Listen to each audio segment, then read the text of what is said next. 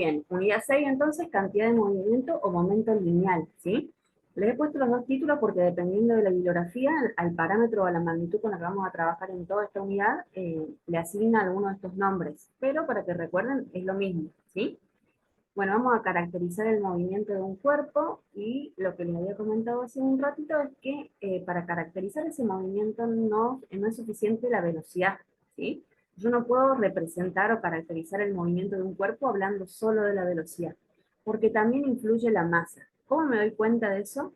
Bueno, acá les vuelvo a leer de nuevo el ejemplo. Es más fácil, o mejor dicho, es más difícil detener un vehículo, ¿sí? Mientras mayor es su velocidad o mayor es su masa, ¿sí? Va a ser más difícil detener, ¿sí? Entonces este parámetro nuevo con el que vamos a trabajar va a estar relacionado tanto con la masa como con la velocidad del motor, ¿sí? Nos va a venir bien como un repaso a algunos conceptos de cinemática y de dinámica que ya trabajamos en clases anteriores, recordando que la aceleración era la derivada de la velocidad en función del tiempo, ¿sí? Y recordando el segundo principio, la segunda ley de Newton. Lo copio de nuevo acá. Vamos a trabajar mucho con estos conceptos para lo que es demostración o deducción, ¿sí? Sumatorio de fuerza igual a masa por aceleración. Acabamos de decir que la aceleración era la razón de cambio de la velocidad en función del tiempo, ¿sí? Si yo acá al factor más aceleración lo reemplazo por esa derivada, ¿sí? La segunda ley de Newton queda representada por esta expresión, el producto de la masa por la derivada de la velocidad en función del tiempo, ¿sí? Puedo introducir el término, mejor dicho, el factor masa dentro de la derivada porque la masa es una constante. Cuando yo introduzco a propósito el factor masa acá adentro, lo que obtengo es el producto. Un producto entre la masa de la partícula, la velocidad de la partícula, y a ese producto lo voy a llamar cantidad de movimiento, ¿sí? Es una magnitud nueva.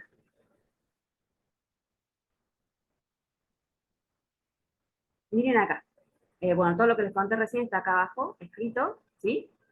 Y voy a representar ese parámetro con el símbolo P, ¿sí? El producto de un escalar, la masa de un escalar por un vector, lo que me da como resultado es un vector, una magnitud vectorial, ¿sí? Por eso es que a la cantidad de movimiento le pongo acá la flechita arriba para indicar que es una magnitud vectorial. Hasta acá, ¿cómo vamos? Un Se momento. corta un poco, pero más o menos se entiende. Bien, tratamos de llevarla entonces. Cantidad de movimiento igual a masa por velocidad, es una expresión acá, repito de nuevo, una magnitud vectorial, ¿sí? Características de esa magnitud o aspectos importantes. Lo habíamos dicho hace un ratito, la cantidad de movimiento, ¿sí?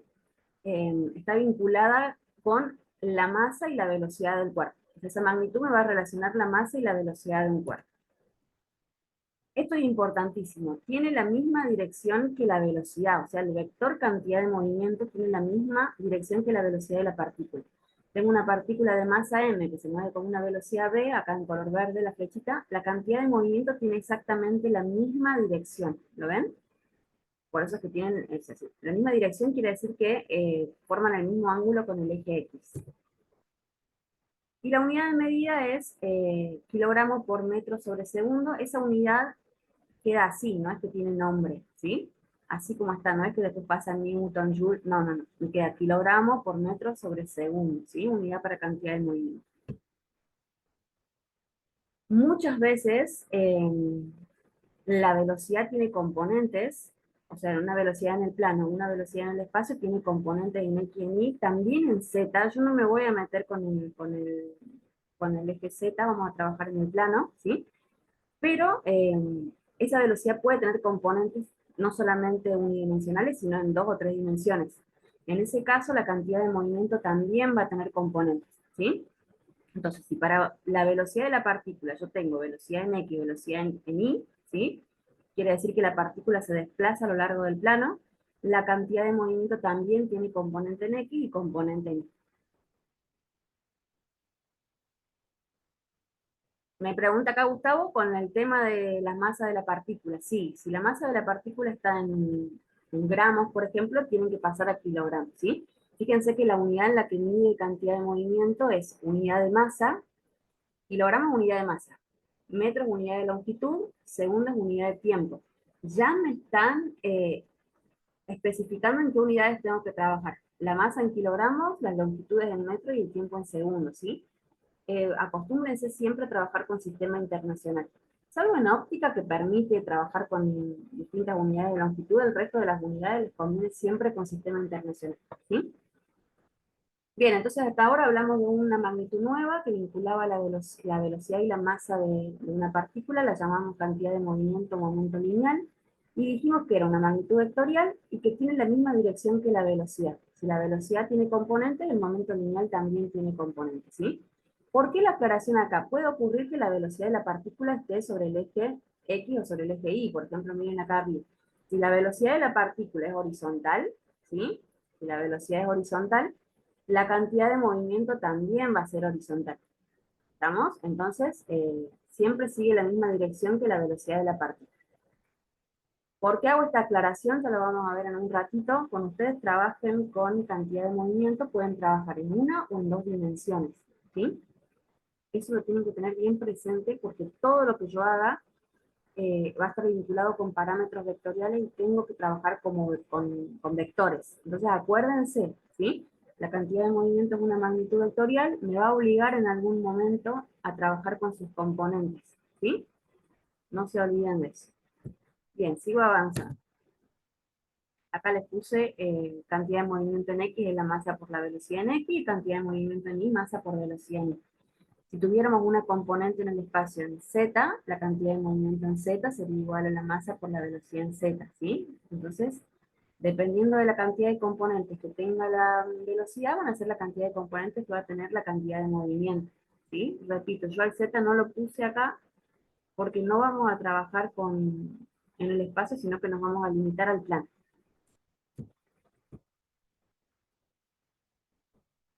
¿Qué pasaría si en vez de tener una partícula yo tengo un sistema de partículas? ¿Sí? Mi sistema de estudio, ¿sí? No es una partícula, sino dos o más. Por ejemplo, acá abajo les puse una partícula A y una partícula B, ¿sí? Lo que vamos a hacer va a ser definir el sistema. Cuando yo defino sistema es una región del universo que voy a aislar para estudiar. Entonces yo me voy a enfocar en esa región, ¿sí? En este ejemplo, mi región de estudio, mi sistema contiene la partícula A y la partícula B. Repito, mi sistema contiene la partícula A y la partícula B, ¿sí? Aquí va a ser igual la cantidad de movimiento total del sistema. La cantidad de movimiento total, ¿sí? La cantidad de movimiento total del sistema va a ser igual a la cantidad de movimiento de la partícula A más la cantidad de movimiento de la partícula B. O sea, yo calculo la cantidad de movimiento para A, calculo la cantidad de movimiento para B, y la suma me va a dar la cantidad de movimiento del sistema. Si tuviera tres partículas, esta expresión tiene tres términos. Cuatro partículas, cuatro términos, y así hasta llegar al número de partículas que estén involucradas dentro de ese sistema, ¿sí? ¿Qué particularidad tiene esa suma? Que no es una suma cualquiera, es una suma vectorial, ¿sí? Por eso es que les contaba recién que era tan importante reconocer las componentes de la cantidad de movimiento. ¿Por qué? Porque yo no puedo sumar, ni yo les puse un ejemplo. Tengo una cantidad de movimiento de la partícula A que tiene una magnitud de 18 kilogramos por metro sobre segundo. Y que la cantidad de movimiento de la partícula B tiene una cantidad de movimiento de 24 kilogramos por metro sobre segundo. Yo puedo decir que así, siguiendo este razonamiento, que la cantidad de movimiento total es la suma, ¿sí? Yo puedo sumar 18 más 24 y decir que la cantidad de movimiento es 42. Fíjense que acá abajo se los marqué y les puse incorrecto. ¿En qué me estoy equivocando? ¿Por qué no puedo hacer esa suma si acabo de decir que la cantidad de movimiento es igual a la suma de la cantidad de movimiento de cada partícula que compone el sistema? ¿Qué hice mal? Miren acá el foquito, ¿cómo calcularían el momento lineal para el ejemplo de la figura? Está mal la forma en la que se calculó acá abajo. ¿Cuál sería la forma correcta? ¿O por qué les suena raro? ¿Por qué están mal estos si yo les acabo de decir esto? Les acabo de decir que había que sumar. ¿Por qué no puedo sumar? ¿Qué diferencia notan entre la expresión que acabamos de ver arriba y la expresión de abajo? Esto es una suma vectorial, ¿sí? ¿Cómo tengo que hacer una suma vectorial? Yo no puedo sumar en vectores 2 más 2, no siempre es Porque 4. hay que hallar el vector resultante de los dos vectores. Bien, hay que encontrar eh, la componente de la resultante en X y la resultante en Y. Yo tengo que desarmar, ¿sí? A la suma vectorial yo la tengo que desarmar en X y en Y. Entonces, esto les queda como para que ustedes investiguen, ¿sí? Pero les doy acá un empujoncito. Lo que se tiene que hacer es calcular la cantidad de movimiento en X. Si yo quiero sacarle la suma vectorial, si quiero sacar esa flechita, ¿sí? Tengo que escribirlo en función de las componentes al vector. Componente en X, ¿a qué va a ser igual? A la componente en X de el momento de la partícula A más la componente en X del momento de la partícula B. ¿Estamos de acuerdo? Acá tengo la componente en X para cada una de las dos partículas. ¿Y cómo calculo componentes? Componentes se calculan como para cualquier vector, ¿sí? Componentes en X y en Y. Vectores era el vector, el módulo del vector por el seno o coseno del ángulo, ¿sí? Dependiendo si calculábamos componente en Y o componente en X. Esto no lo voy a desarrollar, es a propósito para que repasen, ¿sí? ¿Cómo saco las componentes de ese vector? Por ejemplo, la partícula A tiene componente en Y, pero no tiene componente en X. La partícula B tiene componente en X porque se mueve horizontal, pero no tiene componente en Y. ¿Por qué? Eso ya lo tendrían que saber ustedes, ¿sí?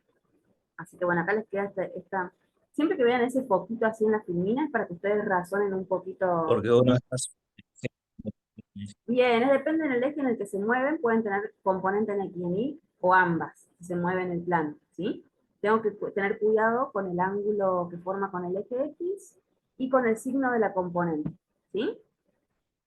Bien, entonces hasta acá ¿cómo vamos? Estuvimos hablando de una cantidad nueva que se llama momento lineal o cantidad de movimiento, que dependía de la masa de la velocidad, que era una magnitud vectorial, y que en el caso de tener muchas partículas involucradas en el sistema, lo que debíamos hacer era calcular la cantidad de movimiento por separado en X y en Y para cada una de las partículas, y a partir de eso realizar la suma vectorial, ¿sí?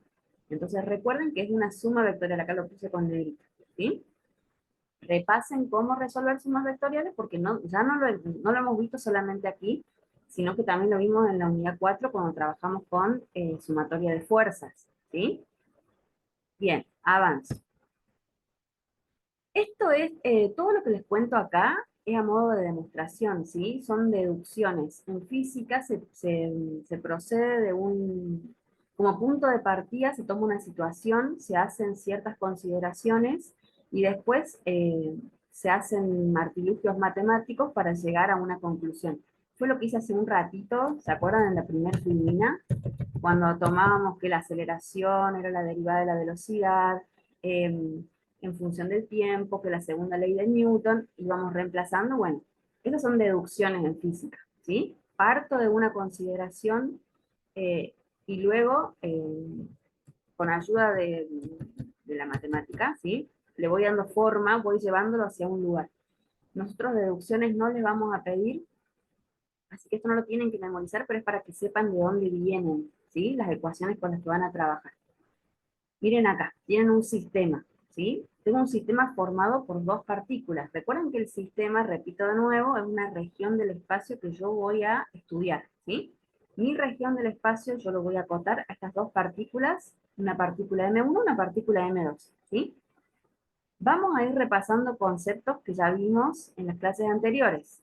La partícula M1 se mueve con una velocidad 1 y la partícula M2 se mueve con una velocidad 2, ¿sí? Y están ejerciendo influencia una sobre la otra. Esto tranquilamente, así como está dibujado, no lo hemos visto, pero podría podremos aplicar acá la ley de gravitación, ¿sí? Que me dice que las partículas se atraen entre sí, ¿sí?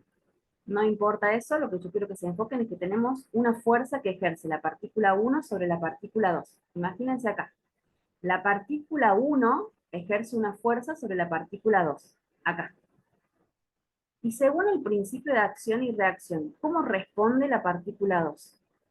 ejerciendo una fuerza de igual magnitud, pero distinto sentido sobre la partícula 1, ¿sí? Este par que está acá es un par acción-reacción, ¿sí? La partícula 1 atrae a la partícula 2, y en contraposición, la partícula 2 ejerce otra fuerza sobre la partícula 1, ¿sí? Par acción-reacción, ¿qué características tienen las fuerzas en un par acción-reacción? Igual módulo, distinto sentido, ¿sí? Ahí estamos trabajando con el tercer principio de Newton, ¿sí? Entonces, en el sistema, si yo quiero evaluar qué pasa con esas fuerzas en el sistema, si son las únicas dos fuerzas que están actuando, yo tengo que por la tercera ley de Newton, la fuerza 2,1 tiene que ser igual a menos la fuerza 1,2. Lo leo. Tienen que tener igual módulo, pero distintos sentidos. ¿Cómo indico que tienen distintos sentidos? Le pongo el signo menos a una, el signo más a la otra, ¿sí? Si yo paso esta fuerza de la derecha, ahí se me está cortando. Si paso la fuerza de la derecha a la izquierda, esta resta pasa como suma, ¿sí? Entonces paso sumando. Me queda que la suma de las dos fuerzas me da 0, ¿sí? Repito, todo lo que estoy haciendo es deducción para llegar a una expresión final, que es una ecuación con la que ustedes van a trabajar, ¿sí? O a una conclusión en realidad con la que ustedes van a trabajar. Nos viene bien como repaso de lo que ya se ha visto en las unidades anteriores, ¿sí? Entonces, vuelvo de nuevo. Principio de acción-reacción. Cada partícula ejerce sobre la otra una fuerza de igual módulo, pero de distintos sentidos, ¿sí? Hago el balance de fuerzas dentro del sistema, acomodo acomodo la expresión para igualarla a 0, me quedan las dos fuerzas sumadas, ¿sí? Aplico segunda ley de Newton, sumatoria de fuerza igual a masa por aceleración, ¿sí? En vez de poner acá fuerza 2,1, fuerza 1,2, yo voy a poner aquí igual a fuerza 2,1. Es la masa 1 por la aceleración 1. La fuerza 2, masa 2 por aceleración 2. ¿Ven? Estoy reemplazando acá. Fuerza reemplazo por masa por aceleración. ¿Sí? Repito de nuevo, que no hace falta que lo memoricen. ¿Sí? Nos viene bien como repaso general. Y sabiendo que la aceleración era la derivada de la velocidad en función del tiempo, a la expresión anterior donde dice aceleración, lo voy a reemplazar por la derivada. Lo mismo que hicimos al principio, ¿sí? Donde decía aceleración, reemplazo por la derivada de la velocidad en función del tiempo. Entonces tengo la masa 1 por la aceleración 1, que es igual a esto. Masa 2 por la aceleración 2. Igual que como hicimos en la Fermina 1, las masas las consideramos constantes, ¿sí? Puedo introducir la masa 1 y la masa 2 dentro de las derivadas. Me quedan suma de derivadas. Acá yo puedo acomodar la expresión, ¿sí? Para que me quede la derivada de la suma. ¿Ven? Todo esto es matemática. Estoy haciendo el mismo razonamiento que hice al principio, pero ahora con dos partículas. En vez de trabajar con una sola, hago lo mismo, pero para dos partículas. Miren lo que me quedó acá dentro de la derivada. Me quedó ese paréntesis, es una suma. Y la derivada me dicen que tiene que ser 0, porque así como yo fui reemplazando, la expresión me quedó igualada a 0. A ver la gente que cursó análisis matemático, y se da cuenta, sin leer abajo. Para que la derivada de este argumento me dé 0, ¿cómo tiene que ser lo que esté adentro del paréntesis? ¿Qué derivada era igual a 0? ¿Se La acuerdan? Una derivada de una constante. constante. La derivada de una constante es igual a 0. ¿Sí? Entonces, ¿cómo tiene que ser todo ese paréntesis? Tiene que ser constante. Constante. O sea, yo lo que hice, todo lo que hice ahora, de partir de una condición, eh, hacer reemplazos, ¿sí? Lo que hago es llegar a una conclusión, ¿sí? Una conclusión que es medio forzada porque yo quiero demostrar algo, ¿sí? ¿Qué quiero demostrar? Que para que esta derivada me dé 0, lo que está en el argumento tiene que ser constante. O sea que la suma m1 por b1 más m2 por b2 me tiene que dar una constante, ¿sí? Esto se conoce o tiene un nombre muy importante, acá lo vamos a ver en otra filmina, pero es conservación de la cantidad de movimiento en un sistema aislado de dos partículas, ¿sí? En un sistema aislado de dos o más partículas, ¿sí? La cantidad de movimiento total tiene que permanecer constante, ¿sí? Acá les dije algo importantísimo, que lo van a ver que lo repetí mucho en las filminas posteriores, y capaz que dicen, ¿por qué lo escribe tanto? Porque es importante, ¿sí? O sea, es como que cada vez que digo sistema aislado, después hago la aclaración de que es un sistema aislado. No lo habíamos visto hasta ahora la definición de sistema aislado, les había contado que el sistema era una región del espacio que nosotros separábamos del resto del universo para estudiar, ¿sí? ¿Cuándo el sistema va a ser aislado? Esto se cumple solamente si el sistema es aislado. ¿Qué condición se tiene que cumplir para que el sistema sea aislado? No tiene que haber fuerzas externas actuando sobre el sistema. O la fuerza externa neta tiene que ser igual a cero. Esto, chicos, es importante. Profe, justo eso no se escuchó mucho, que digamos, Lo se voy a cortó bastante. repetir de nuevo y lo voy a seguir repitiendo, lo van a escuchar, Porfa, gracias. lo voy a repetir varias veces. Después la grabación queda de corrido, así que si se cortó o algo, cuando la revisen de nuevo va a quedar de corrido. Vamos de nuevo entonces, toda la parte de la demostración me llevó a la conclusión de que el paréntesis acá adentro tenía que ser una constante, ¿sí? ¿Qué es el paréntesis? Es la suma de la cantidad de movimiento de la masa 1 más la cantidad de movimiento de la masa 2, ¿sí? Tenía que ser igual a 0, ¿sí? La derivada me obligaba a que esto sea constante. Esto solamente es cierto cuando el sistema es aislado. ¿Qué quiere decir sistema aislado? Aíslo mi sistema, ¿sí? Las únicas fuerzas actuando son las fuerzas internas al sistema. No hay fuerza externa neta actuando sobre el sistema, ¿sí? Cuando yo hago el balance de fuerzas acá, cuando yo hago el balance de fuerzas, las únicas fuerzas que actúan son las fuerzas internas del sistema. No hay una fuerza desde afuera empujando la partícula 1 o la partícula 2, ¿sí? Esto solamente es cierto cuando el sistema es aislado. ¿Qué ocurre cuando el sistema es aislado? La cantidad de movimiento permanece constante. O sea que la cantidad de movimiento no cambia, ¿sí? Si esto se sigue moviendo, la partícula M1 se sigue moviendo, la partícula M2 se sigue moviendo, en todo momento la cantidad de movimiento tiene el mismo valor, ¿sí? Ya lo vamos a ver con un ejemplo.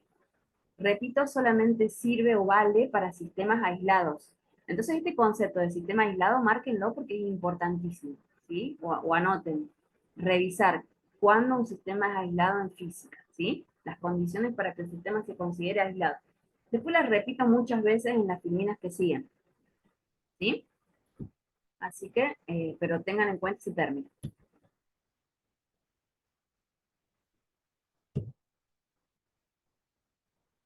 ¿Cómo vamos hasta ahí? Me aparece el cartelito de conexión inestable, no sé si se corta mucho, como para que tratemos de avanzar lo más que se pueda. Esto después queda grabado con el audio mío, eh, o sea, yo no lo veo cortado, entonces en la grabación me imagino que tampoco se va a ver cortado, pero cuéntenme cómo se ve. Se ve bien, Más o profe. menos se va cortando, pero después se escucha lo que estaba por decir. Bien, bueno, sigamos entonces así, no tenemos mucho margen. Yo repito mucho, Pero en el me voy a momento. dar cuenta que repito, vuelvo sobre conceptos, así que en algún momento vamos a ir armando los conceptos. Entonces, ¿de qué hablamos en la filmina anterior? Que la cantidad de movimiento permanece constante, ¿sí? ¿Cuándo? Cuando un sistema es aislado, ¿sí? Esto se conoce como principio de conservación de la cantidad de movimiento o principio de conservación del momento lineal. Repito, ¿cuándo ocurre? ¿Cuándo se conserva la cantidad de movimiento? Cuando el sistema está aislado. ¿Cuándo el sistema es aislado? Cuando la resultante de las fuerzas exteriores es nula, ¿sí? No hay fuerza exterior, o si hay fuerza exterior está compensada y la resultante es nula, ¿sí? En ese caso, la cantidad de movimiento total del sistema permanece constante. En la guía de trabajos prácticos van a ver muchos ejercicios en donde todo lo que aparece, todas las partículas, las personas, los objetos que forman parte del ejercicio, siempre están sobre el hielo. Les dice, hay dos cajas sobre el hielo, hay dos patinadores sobre el hielo. ¿Por qué piensan que siempre va forzado a estar sobre el hielo el ejercicio? ¿Qué, qué pasaría sobre el hielo que hace que sea tan reiterativo, que todos los ejercicios que van a ver en la guía siempre sean en esa condición? No se ayuden con la filmina. Acá les doy un ejemplo. No tiene fricción. Bien, Evita- la fuerza de fricción, ¿sí? Vamos a ver este ejemplo. Tienen un patinador A, una patinadora B, ¿sí? Se están tocando acá en este punto, ¿sí? En ese punto están ejerciendo uno una fuerza sobre el otro, es un par acción-reacción, Miren, acá tengo la fuerza de B sobre A y la fuerza de A sobre B. ¿Se dan cuenta? Acá tengo las fuerzas que ejercen uno sobre el otro. Son iguales en sentido contrario, ¿sí? Principio de acción-reacción. ¿Qué otras fuerzas están actuando? De las que vimos en dinámica, de paso repasamos. Están apoyados sobre el piso, por lo tanto tengo las fuerzas normales, normales de A, normal de B, perpendicular al piso horizontal.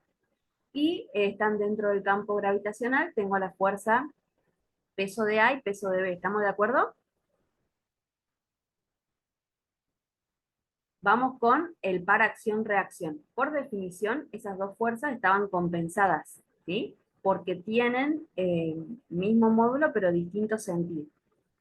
¿Hay fuerzas externas actuando sobre los patinadores? Porque miren que la condición para que se conserve la cantidad de movimiento es que no haya fuerzas externas o que la sumatoria de esas fuerzas sea igual a cero, ¿sí? Para que sea un Sí, las hay. La fuerza normal es una fuerza externa, ¿estamos de acuerdo? ¿Por qué? Porque la hace un agente externo. ¿Quién la hace? El piso, ¿sí? La fuerza peso es una fuerza externa, porque la hace el campo gravitacional. ¿Por qué entonces yo puedo considerar que esto es un sistema aislado, si tengo fuerzas externas actuando? ¿Qué pasa con esas fuerzas externas? ¿Cómo están? Miren ahí el gráfico. La fuerza normal y la fuerza peso de A y de B están equilibradas, compensadas, se anulan, ¿sí? Fíjense que acá en esta situación en particular, la normal y el peso tienen igual módulo, pero distinto sentido, ¿sí? Entonces, las fuerzas externas que están actuando están compensadas y su resultante es cero. Por lo tanto, yo puedo considerar esto como un sistema aislado. Y acá les pregunto, en el sistema de la figura, ¿qué ocurriría si hay fricción? ¿Qué pasaría si hay rozamiento entre el piso y los patinadores? ¿Puedo considerarlo un sistema aislado o no? ¿Qué piensan? Fíjense que lo estoy forzando a que sea un ejemplo sin fricción. La fuerza del piso. Si hay fricción, esa fuerza no estaría compensada. Porque imagínense, estos se están moviendo hacia, supónganse que se mueven hacia la izquierda, supongamos, ¿sí? No lo dice, pero lo vamos a suponer, se mueve a la izquierda. ¿Hacia dónde va la fricción? Hacia la derecha. De la derecha, tengo la fuerza de fricción acá en el piso para el patinador A y tengo la fuerza de fricción en el piso para el patinador B. Las dos fuerzas de fricción, ¿sí? Se dan cuenta que no están compensadas, no hay ninguna fuerza que las compense para el otro lado. La normal tiene quien la compense, que es el peso, o al revés, para ambos patinadores. Y las reacciones acá en la manito se compensan entre sí porque son en par acción-reacción. Pero la fricción no estaría compensada por ninguna fuerza, o sea que la resultante en X sería distinta de cero. Y para que el sistema sea aislado, la resultante tiene que ser nula. La resultante tiene que ser nula, ¿sí? Si yo tuviera fricción, la resultante no sería nula. Esa es la respuesta. Repito, la resultante cuando hay fricción, si la fricción no está compensada, ¿sí? La resultante no es nula en X, por lo tanto, el sistema no es aislado. Por eso es que vuelvo de nuevo sobre el concepto de sistema aislado, porque es el sistema en el cual se cumple la ley de el principio de conservación de la cantidad de movimiento, ¿sí? Entonces, en este ejemplo, todas las fuerzas que actúan están compensadas. Por lo tanto, aunque haya fuerzas exteriores, lo puedo considerar como un sistema aislado, ¿sí? Después cuando resuelvan en la guía de trabajos prácticos, se van a acordar de lo que les conté, van a ver que en todos los ejercicios de conservación de la cantidad de movimiento que no son choques, ¿sí? Siempre están en el hielo. La pista de hielo, una superficie congelada, se van a acordar de mí, es precisamente para librarnos de la fuerza de fricción que no estaría compensada en el caso de que estuviera actuando. Profe, Sí, en el caso de los choques, sí, ¿qué sería lo que anula las fuerzas exteriores? ahí lo voy a comentar, porque hay fuerzas exteriores. Ahí lo voy Claro, a comentar. Déjenme que ya llego a choque, ¿sí? Como consecuencia del principio de conservación de la cantidad de movimiento, yo voy a escribir esta expresión. Cantidad de movimiento I le llamo al momento inicial, F al momento final, al instante final, ¿sí? La cantidad de movimiento es constante. Yo voy a trabajar con esta igualdad, ¿sí? El objetivo va a ser armar esa igualdad. cómo voy a armar la cantidad de movimiento inicial de un sistema y la cantidad de movimiento final. Ya lo vamos a ver, ¿sí? Pero para que lo tengan ahí en reserva, este sería conservación de cantidad de movimiento. Es constante para cualquier instante, ¿sí? Acá le puse I y F, le podría haber puesto instante 1, instante 2, ¿sí? En cualquier instante para un sistema aislado, la cantidad de movimiento permanece constante. Acá les puse un ejemplo. Tienen un rifle, una bala, ¿sí? Se dispara, ¿sí? Y los instantes antes y después, porque yo le tengo que dar forma, yo les conté que le tengo que dar forma a esa ecuación, tengo que identificar los dos momentos. Momento inicial, momento final, el antes y el después, ¿sí? Los tengo que identificar. En los ejercicios de esta unidad es lo más importante identificar el antes y el después, ¿sí?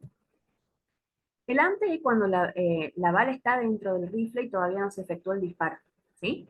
El después es cuando la bala sale disparada del rifle, ¿sí?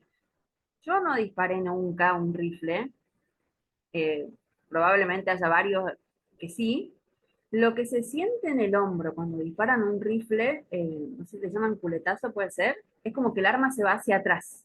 Si alguien tiene experiencia, lo ha hecho alguna vez, ha sentido acá, miren, con una flechita, el arma, una vez que se efectúa el disparo, se va hacia atrás, ¿sí? Entonces tengo antes, el momento inicial, antes del disparo, el momento final, después del disparo, ¿sí? Yo tengo que armar mi ecuación de conservación de la cantidad de movimiento.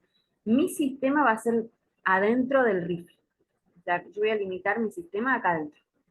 ¿Qué tengo ahí adentro del rifle? Tengo la bala y el rifle. ¿Sí? La bala adentro del rifle.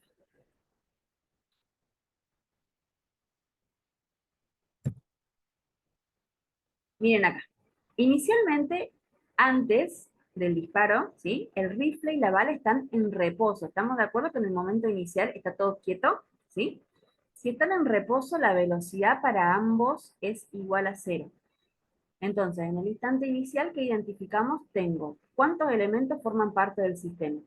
El rifle y la bala. Tengo dos elementos formando parte del sistema, ¿estamos de acuerdo? Y ambos en reposo. Por lo tanto, la velocidad inicial del rifle y de la bala es 0, ¿sí? ¿Cuánto vale la cantidad de movimiento inicial? Aquí igual cantidad de movimiento. Es masa por velocidad, ¿sí? Si la velocidad de ambos es 0, ¿cuánto creen que va a valer la cantidad de movimiento acá? Cero. ¿Cuánto, perdón? Cero. 0, bien. No hay velocidad, ¿sí? La cantidad de movimiento inicial es 0. ¿Qué pasa después del disparo? La bala sale acá, disparada con una velocidad de 300 metros por segundo. Esta es la velocidad de la bala después del disparo, ¿sí?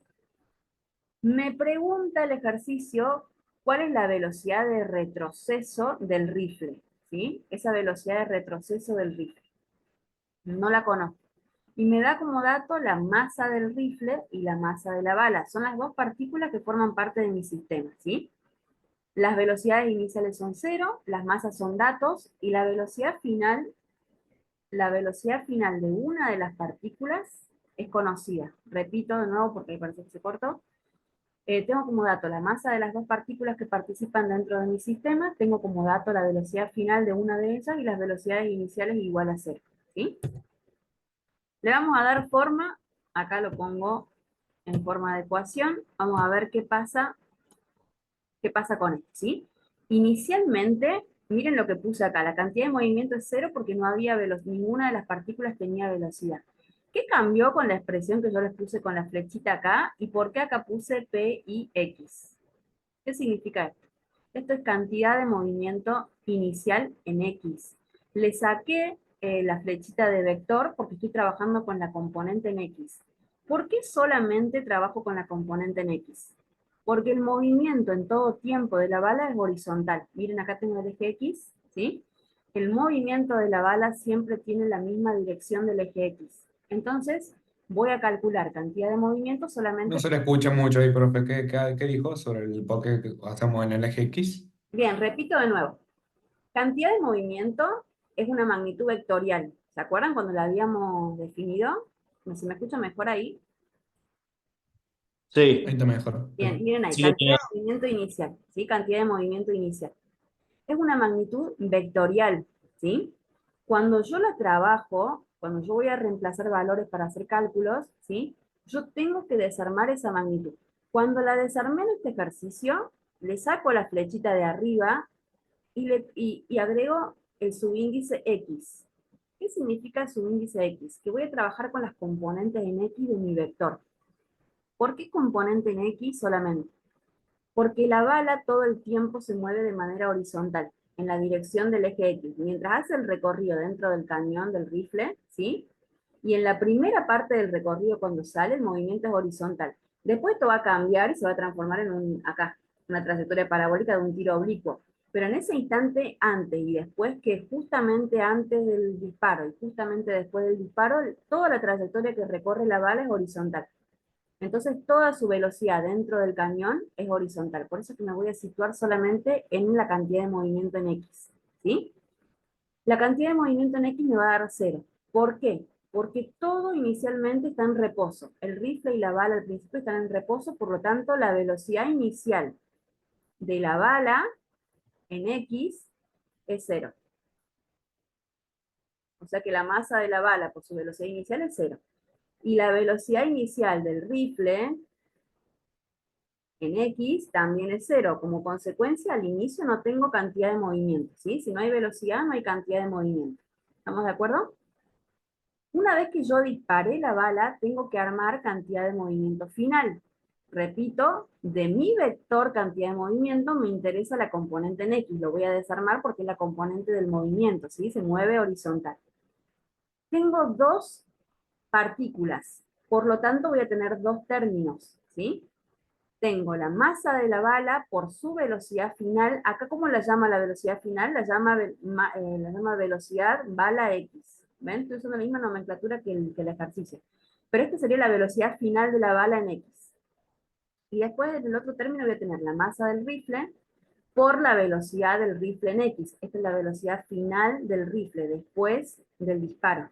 ¿Sí? Como lo puedo considerar como un sistema aislado, porque dentro de este sistema, ¿sí? No hay fuerzas externas aplicadas, ¿sí? O la sumatoria de las fuerzas externas es igual a 0, la cantidad de movimiento se conserva.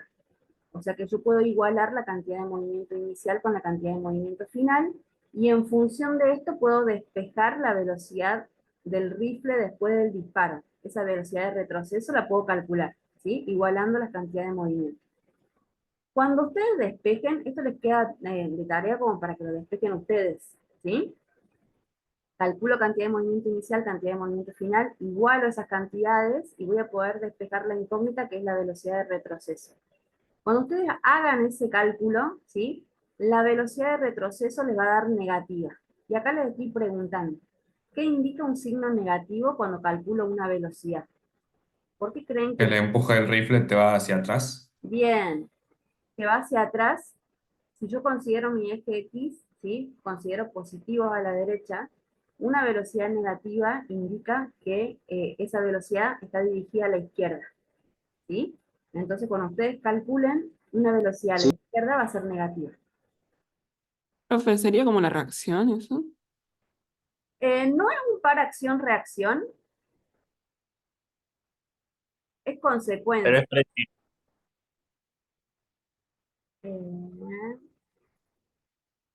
No lo estoy viendo como fuerza acá, ¿sí? Pero no sé, o sea, esto no es de reacción, esta BRX es la velocidad, es la velocidad del rifle una vez efectuado el disparo, ¿sí? Hay O pares de sea, sé que acción, no. acá adentro sí hay pares de acción-reacción, porque es un sistema aislado y dentro de ese sistema se originan fuerzas, ¿sí? Que están compensadas. Como consecuencia, la bala sale acá, disparada, ¿sí? Pero esa R, cuidado que no es de reacción, es de rifle. ¿Qué me decían? Escuchaba a alguien que estaba hablando. ¿Cómo vamos hasta acá? ¿Se entiende más o menos? ¿Se corta mucho? Tienen que ser capaces, o sea, el objetivo en esta primera parte es de encontrar un instante inicial, un instante final, y poder evaluar la cantidad de movimiento en esos dos instantes, ¿sí?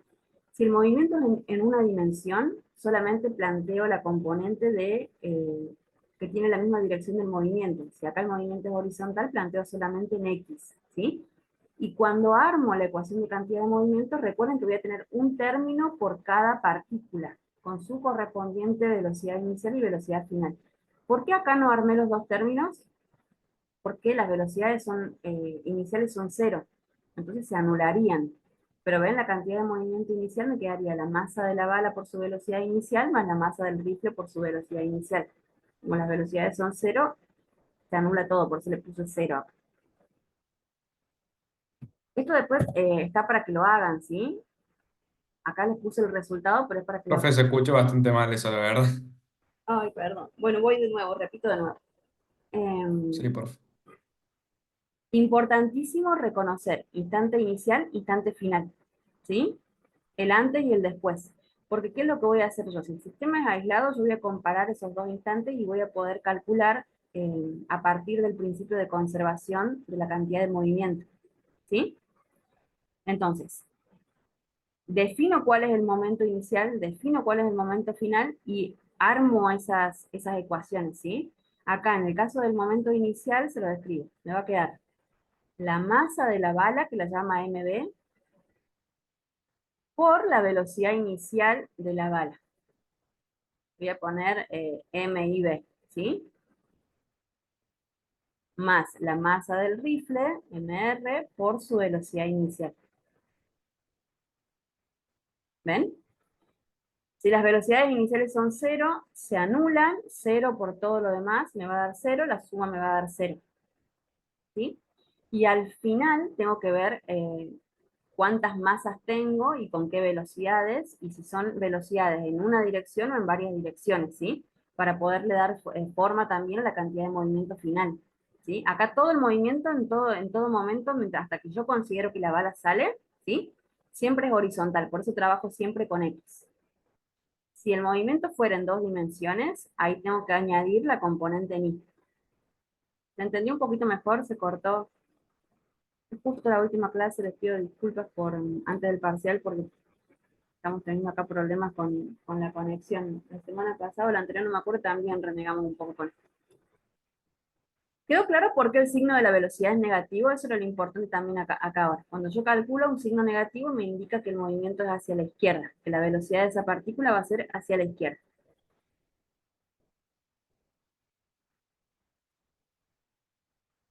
Hasta ahora habíamos hablado de sistemas aislados. ¿Se acuerdan cuando un sistema era aislado? Cuando no había fuerzas netas externas actuando sobre el sistema, o en el caso de que existieran, estaban equilibradas, ¿sí? O sea que la resultante era 0. En sistemas no aislados, ¿qué piensan que va a pasar? Si el sistema es no aislado. Tenemos que empezar a tener en cuenta la gravedad, o sea, las fuerzas exteriores, Van a haber fuerzas exteriores, ¿sí? Esa sería la y y ya no se va a dar la conservación de respuesta. movimiento, sería. Exactamente, ¿sí? Entonces, en sistemas no aislados, ¿qué diferencia hay con lo que vimos hasta ahora? Que va a haber fuerzas externas actuando sobre el sistema que no van a estar compensadas, o sea que su resultante o fuerza neta va a ser distinta de 0, ¿sí? Entonces, ¿qué va a pasar con la cantidad de movimiento? Ya no va a permanecer constante, sino que va a cambiar, la cantidad de movimiento cambia, ¿sí? Cuando una fuerza neta distinta de 0 actúa sobre la partícula, voy a tener una fuerza neta distinta de 0 actuando en la partícula o en el sistema, ¿sí? Partimos de nuevo desde un supuesto, esto nos va a llevar de nuevo, son deducciones que nos llevan a una conclusión, ¿sí? ¿De dónde saqué esto? Esta expresión que está acá, ¿sí? Venía de una expresión anterior que la vimos en una de las filminas del principio. Miren esta expresión así como está. Está retocada. La vuelvo a mostrar desde el principio. Estaba para que vean que sí. Acá. Esperen que borro todas las entradas. Si están tomando nota, les recomiendo que la escriban, ¿sí? Nosotros habíamos visto que la sumatoria de fuerzas era igual a masa por aceleración. Habíamos reemplazado la aceleración por la razón de cambio de la velocidad en función del tiempo, o la derivada de la velocidad en función del tiempo. Y dijimos que eso ahí era cantidad de movimiento. Repito de nuevo. Al principio, en la primera filmina, habíamos trabajado con el concepto de aceleración, con el segundo principio de Newton, y habíamos retocado la expresión para darle esa forma, ¿sí? Entonces me queda que la sumatoria de fuerzas, si yo lo paso en limpio, me queda que la sumatoria de fuerzas, ¿a qué va a ser igual? A la derivada de la cantidad de movimiento. En función del tiempo. ¿Lo ven ahí? O sea, lo que hago es ir de nuevo acomodando las expresiones para llevarlas hacia un punto, a una conclusión a la que quiero llegar, ¿sí? Sumatoria de fuerza igual a la derivada de la cantidad de movimiento en función del tiempo, ¿sí? Tengan presente esa expresión porque es la que voy a usar como punto de partida para explicar un sistema no aislado, ¿sí? Entonces, vuelvo de nuevo con el sistema no aislado.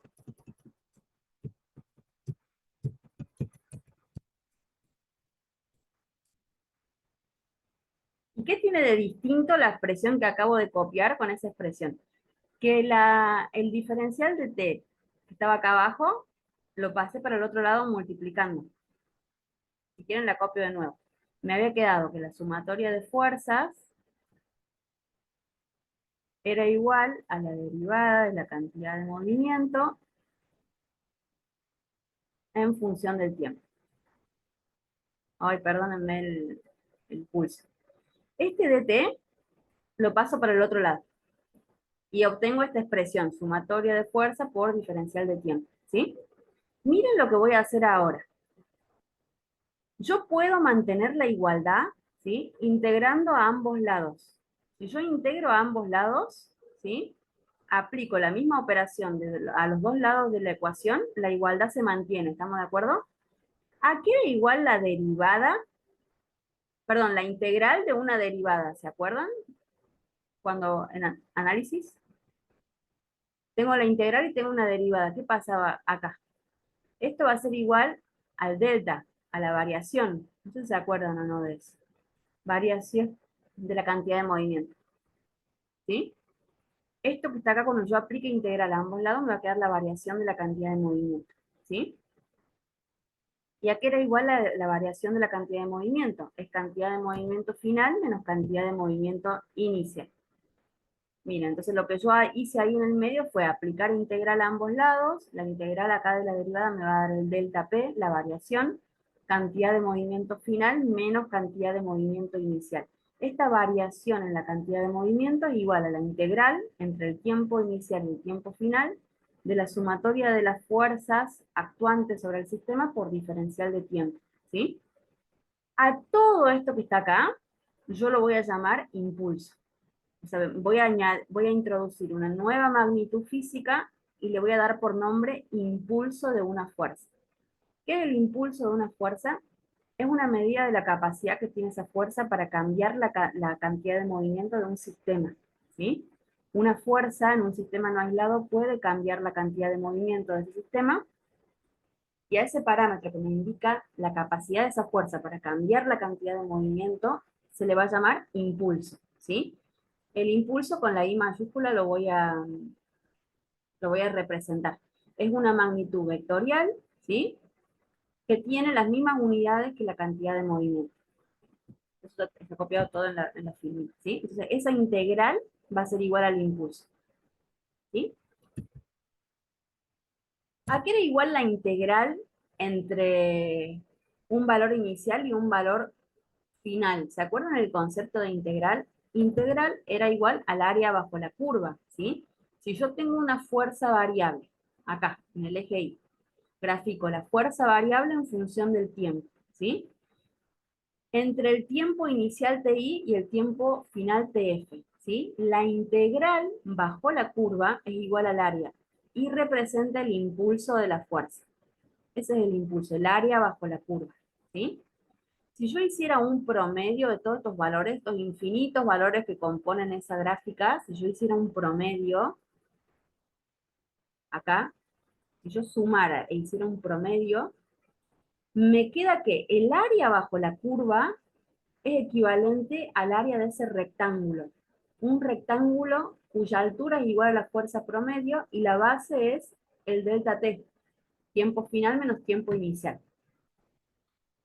Esto, no sé si alguien el año pasado habrá hecho práctico de laboratorio, teníamos un práctico de laboratorio de impulso y se graficaban esos parámetros y se comprobaba esto, ¿sí? Lo comprobábamos experimentalmente.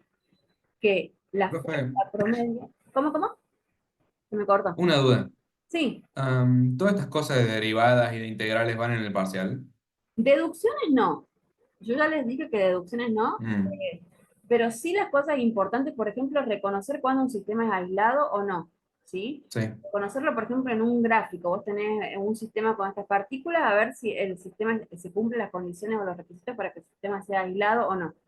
Todo lo que es deducciones, simplemente es para que sepan de dónde sale la magnitud que estoy formando o evaluando, ¿sí? Porque yo tuve que generar la magnitud cantidad de movimiento, tuve que hacer una consideración inicial y después aplicar operaciones matemáticas, ¿sí? Para sacar esa conclusión. Todo eso no, ¿ven? Todo esto de acá es matemática, ¿sí? Viene bien para agilizar la mente.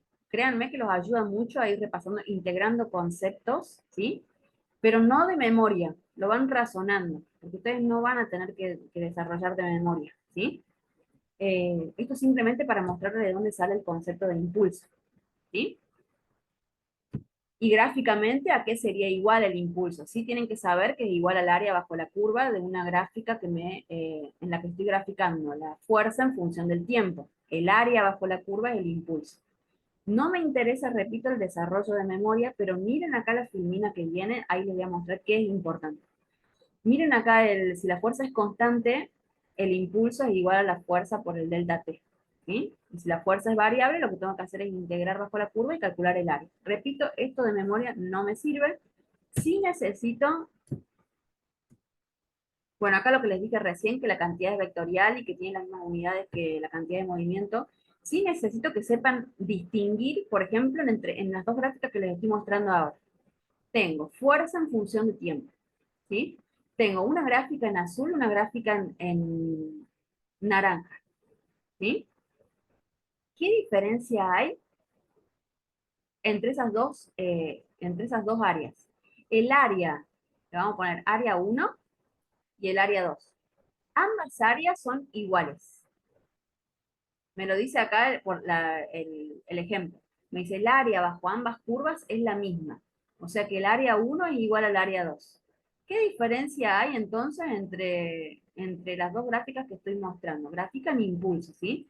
Yo les había dicho que impulso era una medida de la capacidad de la fuerza para cambiar la cantidad de movimiento de un sistema, ¿sí? Si las áreas 1 y el área 1 y el área 2 tienen el mismo valor, significa que el impulso 1 tiene el mismo valor que el impulso 2. ¿Sí? La magnitud de los impulsos para esas fuerzas que están actuando ahí son iguales, ¿estamos de acuerdo? Acuérdense que el área bajo la curva era igual al impulso. Si el área es igual, el impulso, la magnitud del impulso es el mismo para ambos gráficos. ¿Estamos de acuerdo o no? Recuerden, impulso es el área bajo una curva que grafica fuerza en función del tiempo. Si las áreas son iguales, el módulo o la magnitud del impulso es el mismo para la fuerza 1 que para la fuerza 2. ¿Sí? ¿Qué quiere decir esto? Vamos con la fuerza acá en azul. ¿Sí? Tengo una fuerza muy grande y un intervalo de tiempo muy pequeño. Miren, yo en el eje Y leo fuerza y en el eje X leo intervalo de tiempo. O sea, acá tengo una fuerza muy grande aplicada en un intervalo de tiempo muy corto. Yo cambié el estado de movimiento, la cantidad de movimiento del sistema, con una fuerza muy grande en un intervalo muy pequeño de tiempo. Me voy a la gráfica naranja, ¿sí? ¿Cómo es la fuerza aplicada acá? Miren, la fuerza máxima que yo llegué a aplicar, si yo comparo, acá le vamos a poner fuerza 1 y fuerza 2. Si yo comparo, fíjense que la fuerza del ejemplo 2, ¿sí? El máximo pico que alcanza es mucho más bajito que el pico que alcanzó acá la fuerza 1. ¿Estamos de acuerdo? Entonces es una fuerza mucho más pequeña, pero aplicada en un intervalo de tiempo mucho mayor. ¿Me siguen? El impulso me da lo mismo, la magnitud del impulso es igual. Pero tengo dos situaciones distintas. Fuerza grande, tiempo corto, o fuerza chica, tiempo largo. ¿Sí? ¿Dónde es útil este concepto? Un ejemplo bien práctico de la utilidad de este concepto es en los dispositivos acá, en los airbags de los vehículos. ¿Sí? Cuando un vehículo frena de golpe, ¿sí? Se acciona este dispositivo de seguridad. repito, se produce un frenado brusco, se acciona ese dispositivo de seguridad. O sea, la persona dentro del vehículo va con una cantidad de movimiento y de repente esa cantidad de movimiento se reduce a cuánto. Si el vehículo frena de golpe, clavó los frenos y se paró de golpe.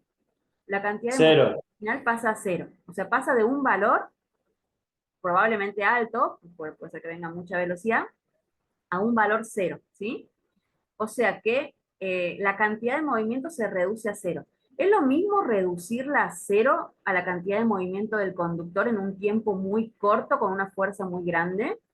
O lo que hace el airbag es reducir la cantidad de movimiento a cero, pero compensando acá las fuerzas para estirar el intervalo de tiempo. Lo que hace es que la cantidad de movimiento del conductor pase a cero, pero no tan brusco. Entonces, la cantidad de movimiento de este conductor se va a reducir a cero, pero en un intervalo de tiempo mayor, ¿sí? Por lo tanto, la fuerza, acá, las fuerzas aplicadas acá del airbag sobre la persona van a ser más suaves que si frenara de golpe y se diera de lleno contra el volante. ¿Me siguen? Entonces, lo que hace este dispositivo es tomar este concepto de impulso, ¿sí? Al ampliar la cantidad de tiempo, el delta T, ¿sí? Yo puedo pasar de una cantidad de movimiento inicial a una cantidad de movimiento final con una fuerza mucho más baja, ¿sí? Atenúo la fuerza, en compensación lo que tengo que hacer es aumentar el intervalo de tiempo, ¿sí? Entonces, impulso, ¿de qué depende? Depende de la intensidad de la fuerza y del intervalo de tiempo aplicado. En cuánto tiempo se aplicó esa fuerza. No es lo mismo una fuerza chica en un intervalo grande que una fuerza grande en un intervalo chico, aunque el impulso me dé igual, ¿sí? Los efectos de esa fuerza son distintos. Bueno, acá les queda la ecuación, entonces el impulso va a ser igual a la variación en la cantidad de movimiento. Recuerden que la variación de la cantidad de movimiento, este delta P, sigue siendo acá, siempre que se presenten con estas flechitas, son vectores, y acá me faltó ahí. Vamos con un ejemplo con cálculo de impulso. Siempre van a ver que se repite este patrón de antes y el después, ¿sí? Instante inicial, instante final. Tengo una pelotita de tenis, por ejemplo, y la hago rebotar o picar contra una pared, ¿sí? Entonces, miren mi instante inicial es cuando la pelota se está dirigiendo hacia la pared y mi instante final justo cuando sale despedida, ¿sí? Esto que está acá pasa en fracciones de segundo. Está como amplificado. Es justo cuando sale despedida. Apenas tocó la pared y salió despedida. Donde puedo considerar horizontales la velocidad de ida y la velocidad de rebote, ¿sí? Entonces estamos considerando que esto ocurrió en un tiempo infinitesimal. ¿Por qué les hago esta aclaración? Porque si yo sigo considerando esto en tiempos posteriores, si yo lo sigo prolongando el tiempo, ¿qué le va a pasar a esta velocidad? Horizontal, de rebote. Se va a convertir en velocidad vertical. No vertical, sino que va a empezar a cambiar de dirección. ¿Por qué? Por lo que vimos en tiro oblicuo, por acción de la gravedad, ¿sí? O mejor dicho, por la fuerza-peso. Esto después va a empezar a cambiar de dirección. Hacia abajo. Y la trayectoria, claro, la trayectoria horizontal no va a ser horizontal siempre. Cuando ustedes hacen rebotar una pelota en una pared, no es que siempre se mueve horizontal, no, empieza a bajar, ¿sí? Siguiendo una trayectoria parabólica. Entonces nosotros nos vamos a limitar al periodo breve de tiempo en el que la pelotita toca la pared, sale disparada y que su velocidad es horizontal, ¿sí? Entonces nos encontramos ahí, en ese intervalo pequeñito de tiempo donde todavía es horizontal la velocidad. Entonces, en el movimiento de ida y en el movimiento de vuelta, fíjense que las dos velocidades son horizontales. En la velocidad 1 inicial, el movimiento es horizontal hacia la izquierda. Y en la velocidad 2, horizontal también, hacia la derecha, ¿sí? ¿Qué voy a hacer? Voy a calcular cantidad de movimiento inicial y cantidad de movimiento final. Antes y después, ¿sí? Antes. Tengo la pelotita y tengo la pared, son los elementos que forman parte de mi sistema. La pared no se mueve, o sea que cantidad de movimiento no va a tener nunca, ¿sí? La única partícula que se mueve es la pelotita. Antes tengo cantidad de movimiento en X. ¿Por qué planteo cantidad de movimiento en X? Repito, porque el movimiento es horizontal, ¿sí? Estamos en una dimensión. Va a ser la masa... Porque el problema dice que es horizontal únicamente. Exactamente, rebotando horizontalmente. Estoy dentro de esta idealidad, ¿sí? En esos instantes previos al impacto con la pared y posterior a cuando rebota, ni bien rebota, donde el movimiento es horizontal, ¿sí? Entonces, antes se mueve con una velocidad inicial, ¿sí? Una velocidad que le voy a llamar velocidad 1 en X. Repito, porque el movimiento es horizontal, ¿sí? ¿Qué va a pasar con esa cantidad de movimiento cuando yo la calcule? La masa de datos me dice que tiene una masa de 0,4 kilogramos y la velocidad inicial hacia la izquierda, miren cómo va dentro de la fórmula. Va negativa, ¿sí? Cuando una velocidad, cuando una velocidad va dirigida hacia la izquierda, y yo tengo el valor de la velocidad, lo voy a repetir, espero que se corte. Cuando una velocidad va hacia la izquierda y yo tengo el valor de esa velocidad, tengo el valor numérico para reemplazarlo en la ecuación, si yo sé que va hacia la izquierda, tengo que ponerle el signo menos, aunque el ejercicio no me lo haya dicho. Acá fue muy generoso el ejercicio y me puso el menos acá adelante. Si el ejercicio no les hubiera indicado ese menos, lo tienen que agregar ustedes, ¿sí? Calculo la cantidad de movimiento y me da menos 12 kilogramos por metro sobre segundo el inicial. ¿Por qué negativo? Porque recuerden que la cantidad de movimiento tiene la misma dirección que la velocidad. Si la velocidad va a la izquierda, la cantidad de movimiento también tiene que ir a la izquierda. Por eso me tiene que dar negativo. ¿Sí? O sea que es correctísimo el signo menos. Cuando planteo cantidad de movimiento después, ¿sí? Va a ser la masa por la velocidad final. Trabajo, repito, en una dimensión, porque siempre el movimiento es horizontal. Mi velocidad final es positiva a la derecha, ¿sí? Entonces multiplico la masa por la velocidad final, me da 8.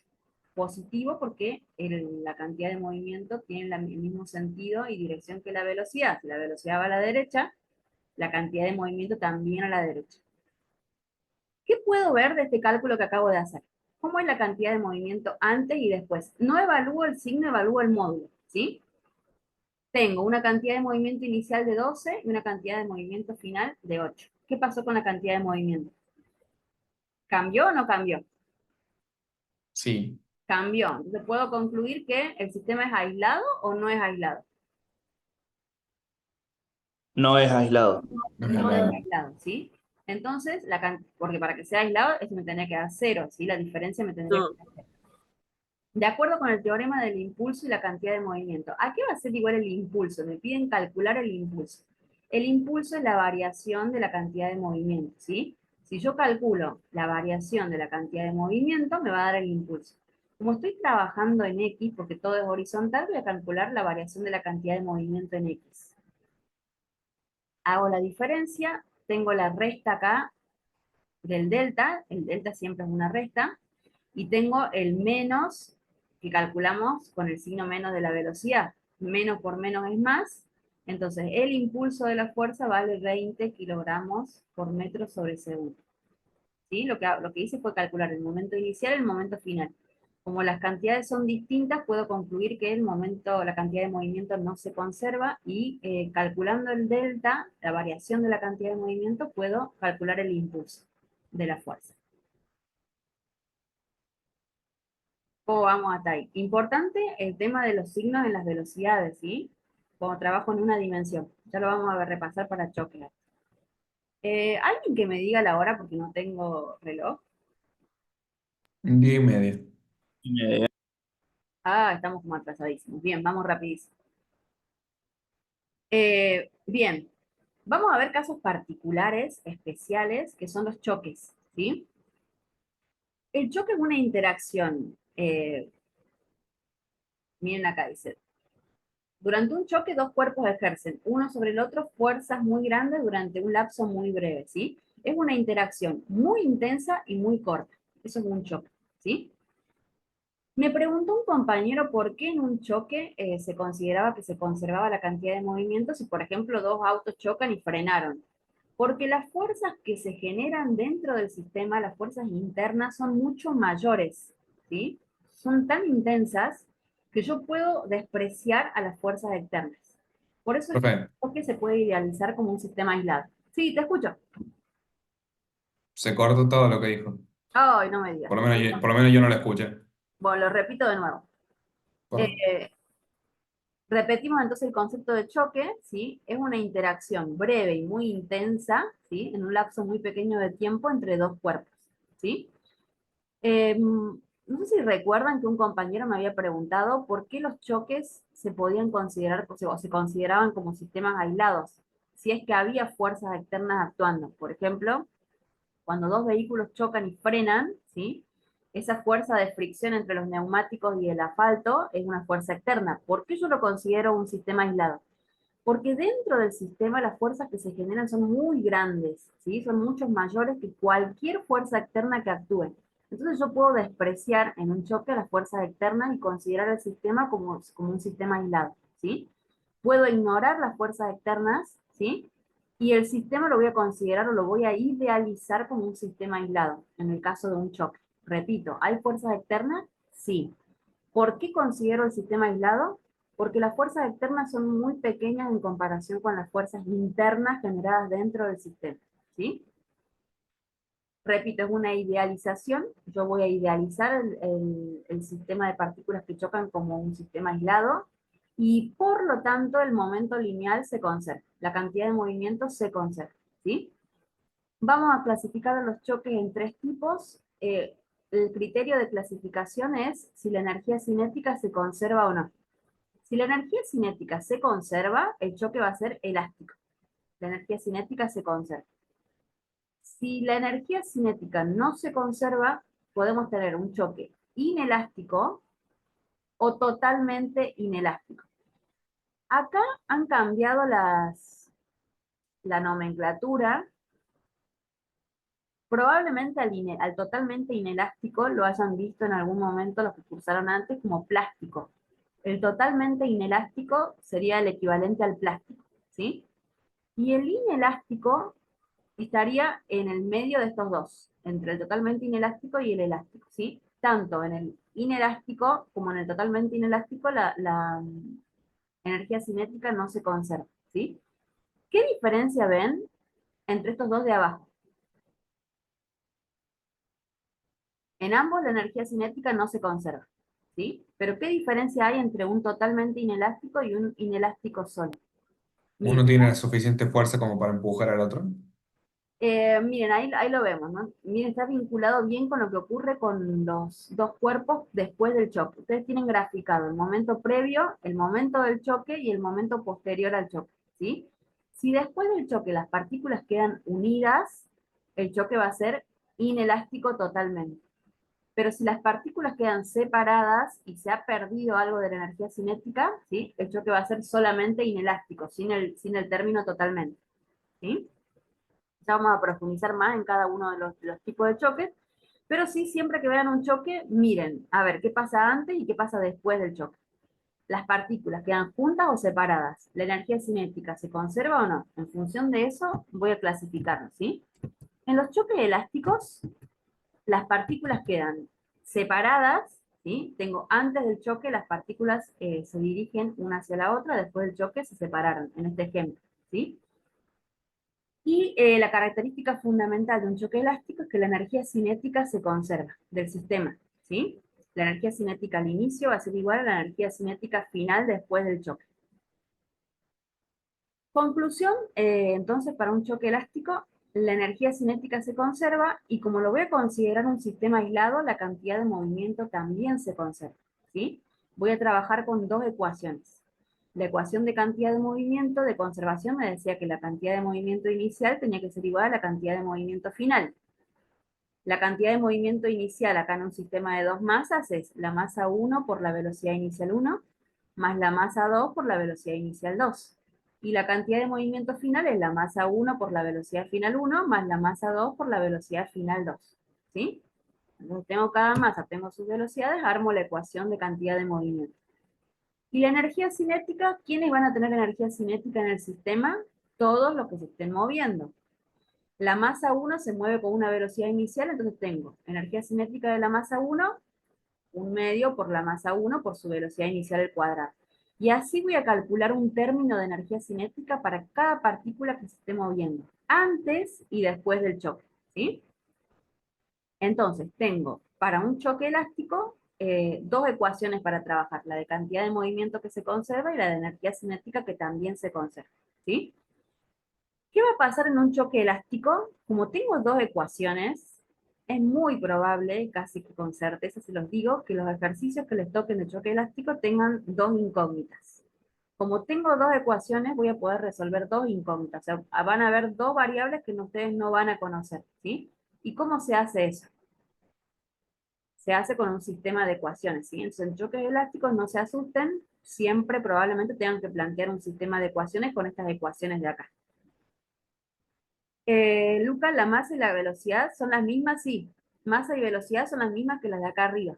La masa 1 es la masa de la partícula 1, velocidad inicial 1 es la misma para ambos, ¿sí? Es la velocidad que tienen en el instante 1 y el instante 2. Ojo, que fíjense la diferencia entre las dos expresiones. Acá les puse velocidad inicial 1 con la flechita y acá abajo no. La energía cinética era un escalar, ¿sí?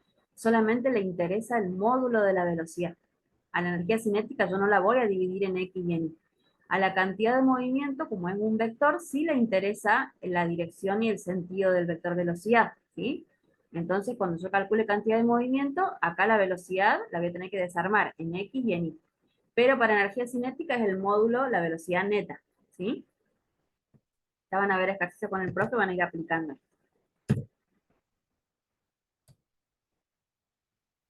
Choques elásticos en una dimensión es el caso más simple. ¿Qué quiere decir una dimensión? Que las dos partículas se mueven en la misma línea, ¿sí? Horizontal, vertical, diagonal, pero las dos en la misma línea. O sea, las dos partículas, mientras yo trazo una línea, están las dos sobre la misma línea, antes y después. Ese es un choque en una dimensión, ¿sí? El movimiento en este ejemplo siempre es horizontal. ¿Estamos de acuerdo? Por eso es en una dimensión, siempre en la dirección del eje X. ¿Qué ventaja tiene que el choque sea en una dimensión? La ecuación de cantidad de movimiento se puede trabajar acá como la puse en verde. ¿Qué le falta a esta ecuación comparada con la de la filmina anterior? Miren, miren ahí en verde y miren la de la filmina anterior. ¿Qué diferencia notan? Miren en la flechita de acá arriba. Fíjense que no la puse. ¿Se dieron cuenta que, no, que falta la flecha? En una dimensión yo puedo trabajar con la única componente de la velocidad, porque la velocidad va a tener solamente una componente. Entonces me simplifica bastante el cálculo. Miren lo que les puse acá. Bueno, les agrego la de energía cinética. Acá abajo les puse todas las velocidades en una dimensión, en el caso de que el movimiento sea horizontal, van a ser hacia la derecha o hacia la izquierda. O sea, si el movimiento es horizontal, todas las velocidades van a ser a la derecha o a la izquierda, ¿sí?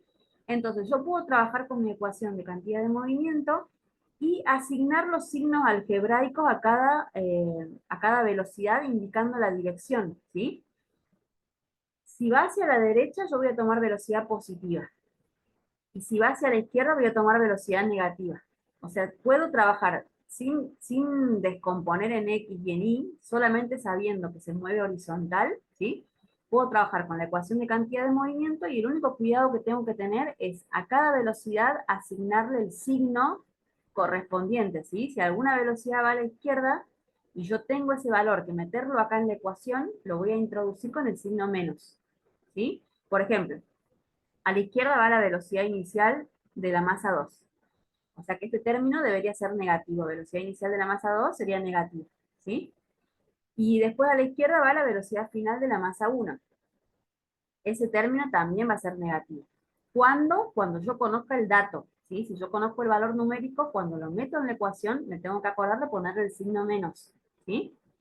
Esto es solamente válido para movimiento en una dimensión. Yo puedo simplemente acomodar la ecuación de cantidad de movimiento agregando signos más y menos a la velocidad dependiendo de hacia dónde se mueve la partícula, si va a la derecha o a la izquierda, ¿sí? Con respecto a la segunda ecuación, yo les dije que en choques elásticos van a tener dos ecuaciones. Hay una forma simplificada, la deducción yo no la doy porque es larga, pero si trabajamos con estas dos ecuaciones y hacemos un montón de pasos matemáticos en el medio, la ecuación de energía cinética se puede reemplazar por esta que está acá. O sea que en un choque en dos dimensiones, en vez de trabajar con la de energía cinética, me conviene trabajar con la de la última, la que les recuadré acá en verde. Entonces, ¿con qué ecuaciones voy a trabajar en choques elásticos? Con las dos que están en verde, ¿sí? ¿Qué tiene de desventaja la tradicional de energía cinética? Que tiene los cuadrados metidos acá, afectando a cada velocidad. Esos cuadrados le van a complicar la vida. Entonces me conviene trabajar con esas dos expresiones. Si el choque es elástico, en una dimensión, trabajo con esas dos ecuaciones. Voy a resolver un sistema. Si alguna velocidad es dato, ¿sí? La introduzco dentro de la fórmula cuidando el signo algebraico. Positivo a la derecha, negativo a la izquierda. Esto para choques en una dimensión, ¿sí? Acá tienen otro ejemplo de choques en elástico en una dimensión. Después revísenlo, te está explicado, ¿sí? Pero es más de lo mismo. Choques inelásticos en una dimensión. Inelástico ya me quiere decir que la energía cinética no se conserva, ¿sí?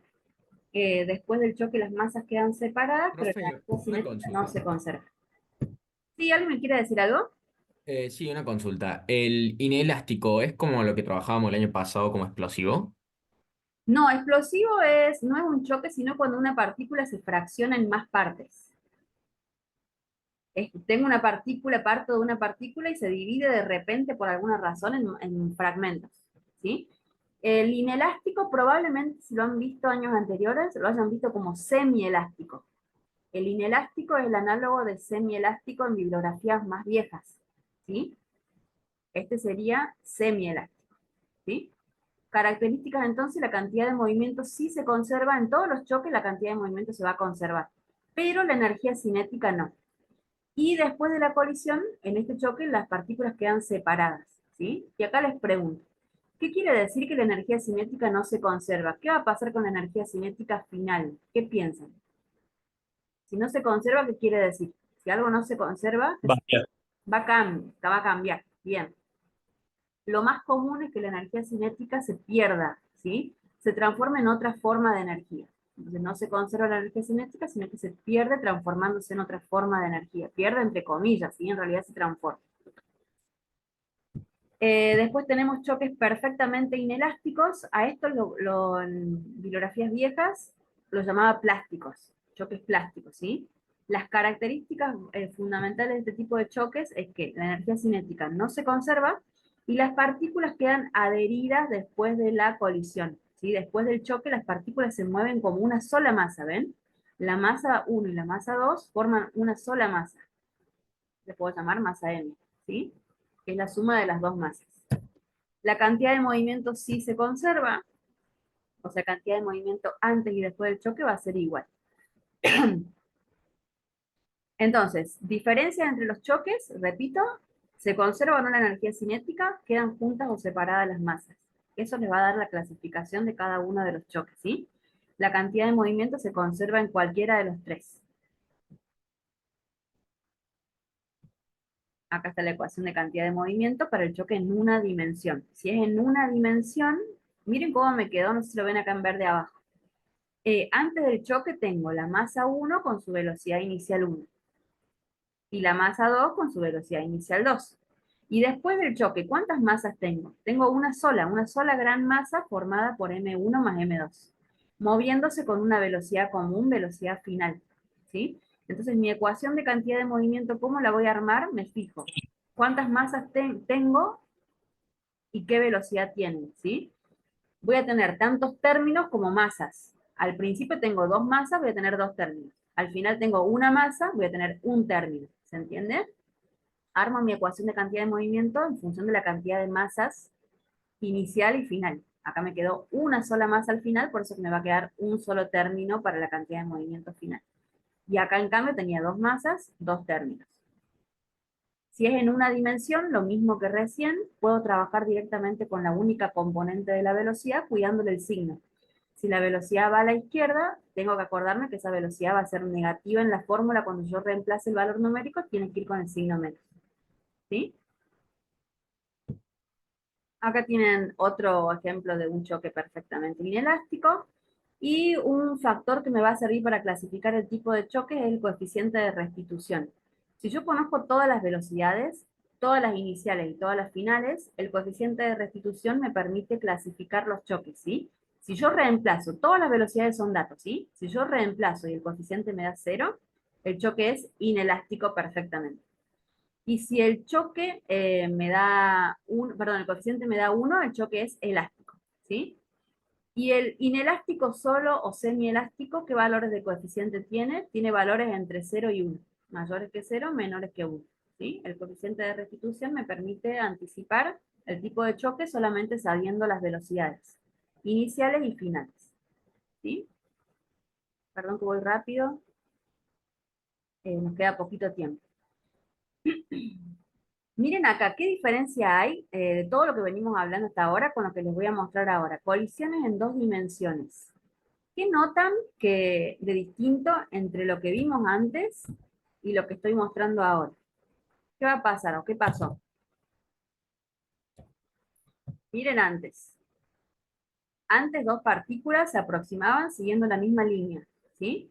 Y después de la colisión el movimiento seguía la misma línea, siempre horizontal, en todos los ejemplos que vimos. Ahora, ¿qué pasó? Tengo una masa M1 moviéndose con una velocidad inicial horizontal. Y después del choque, ¿qué pasó con las velocidades finales? Tengo una masa, la masa M1 moviéndose en diagonal acá hacia arriba, y la masa M2 en diagonal hacia acá abajo. Fíjense las velocidades finales acá en rojo. ¿Qué diferencia hay entre la velocidad inicial y las velocidades finales? Que ninguna tiene la misma dirección, todas tienen direcciones distintas. Por eso se llama 2 dimensiones, porque el movimiento ahora no es en línea recta, sino en el plano, ¿sí? El movimiento en 2 dimensiones tiene lugar en el plano, no en línea recta. ¿Qué tipo de choque creen que va a ser este? O por descarte, ¿podría tratarse de un choque totalmente inelástico? Miren, las masas quedaron separadas. ¿Puedo No. clasificarlo? No, o sea que ya descarté el totalmente inelástico, ¿sí? Podría ser un inelástico o semielástico o un elástico perfecto. ¿En qué me tengo que fijar para saber cuál de los dos es? En la energía cinética, ¿sí? La energía cinética me va a decir si es 100% elástico o inelástico solo, ¿sí? ¿Cómo voy a trabajar cuando yo tengo 2 dimensiones y el movimiento se da en el plano? Ya no puedo trabajar como veníamos trabajando recién, que le doy signo positivo y negativo algebraicamente a la velocidad, sino que tengo que sí o sí descomponer. Esto por favor tengan mucho cuidado, ¿sí? Si yo veo que una de las velocidades tiene distinta dirección, ven acá las dos velocidades finales tienen distinta dirección, Profe, la velocidad inicial. Sí, te escucho, alguien me estaba por preguntar algo.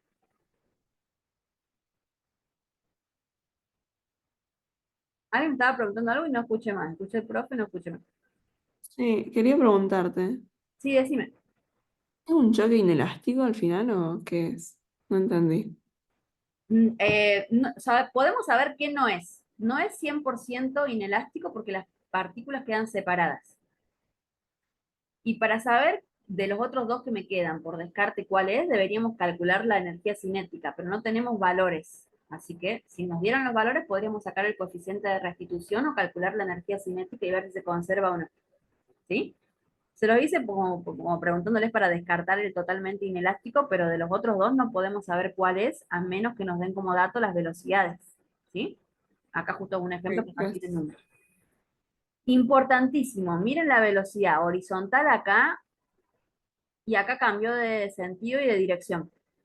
¿Qué van a hacer cuando tengan este tipo de ejercicios? Sí o sí, dividen en X las velocidades iniciales y finales y en Y. Esto por favor, esto no se pueden confundir, ¿sí? Voy a trabajar en simultáneo con las dos componentes por separado. Todas las componentes en X y todas las componentes en Y por separado, ¿sí? Entonces, ¿qué voy a armar? Voy a armar, la parte de arriba va a ser mi cantidad de movimiento en X, ¿sí? Y la parte de abajo me va a dar la cantidad de movimiento en Y. ¿Estamos? No puedo trabajar con una sola ecuación en 2 dimensiones siempre con las dos componentes, en X y en Y de la cantidad de movimiento. Tengo que desarmar todas las velocidades. ¿Cómo desarmo las velocidades? Método de las componentes. Recuerden cómo calcular las componentes de un vector, ¿sí? Entonces, velocidad en X a qué va a ser igual, velocidad en Y a qué va a ser igual. Acá les puse un ejemplo, es rapidísimo, les voy a dar los resultados para que después ustedes los controlen. Este es un ejercicio claramente en 2 dimensiones porque tengo la velocidad inicial de uno de los móviles a la derecha sobre el eje X, la velocidad inicial de otro móvil hacia arriba del eje Y. Es movimiento en el plano, 2 dimensiones, ¿sí? Chocan, quedan unidos y salen despedidos con una única velocidad final. Es un choque, este sí es 100% inelástico, ¿sí? Las masas quedan adheridas después del choque. Tengo que armar cantidad de movimiento, lo voy a trabajar por separado. Todo esto es para X, todo esto es para Y, ¿sí? Lo que van a hacer ustedes acá, después les queda de tareita como para que verifiquen, es calcular las componentes en X y en Y de cada una de las velocidades que están como dato, ¿sí? Y lo que les pregunta el ejercicio es cuánto vale la velocidad final. Yo la velocidad final no la voy a poder sacar con una ecuación. A la velocidad final yo le voy a poder calcular las componentes. A partir de la cantidad de movimiento en X y en Y, yo voy a poder sacar las componentes de la velocidad final. ¿Y cómo armo el vector velocidad final con las componentes? Acá. Aplicando Pitágoras y con el arco tangente le voy a dar la dirección, ¿sí? Lo que calculo con Pitágoras es el módulo de la velocidad final, lo que calculo con el arco tangente es la dirección, el ángulo de la velocidad final, ¿sí? Este ángulo θ. Entonces, vamos rapidísimo. Acá tengo una camioneta moviéndose en dirección horizontal. Tiene componentes, es mi objeto, le vamos a llamar, le puedo llamar 1 a la camioneta y 2 al automóvil. La camioneta tiene velocidad inicial en X, se mueve horizontal hacia la derecha. ¿Qué piensan? ¿Sí o no? Tiene componente en X, se queda. El automóvil, moviéndose sobre el eje, Sí, tiene sí, componente. sí, Ahora lo vemos. el automóvil, ¿tiene componente en X, la velocidad inicial? No. No, Sí, Guarda que eh, el automóvil no, el automóvil se mueve en la dirección de Y. O sea que su componente en X vale 0. ¿Sí? Las masas son datos. La velocidad inicial del automóvil, perdón, de la camioneta también es dato.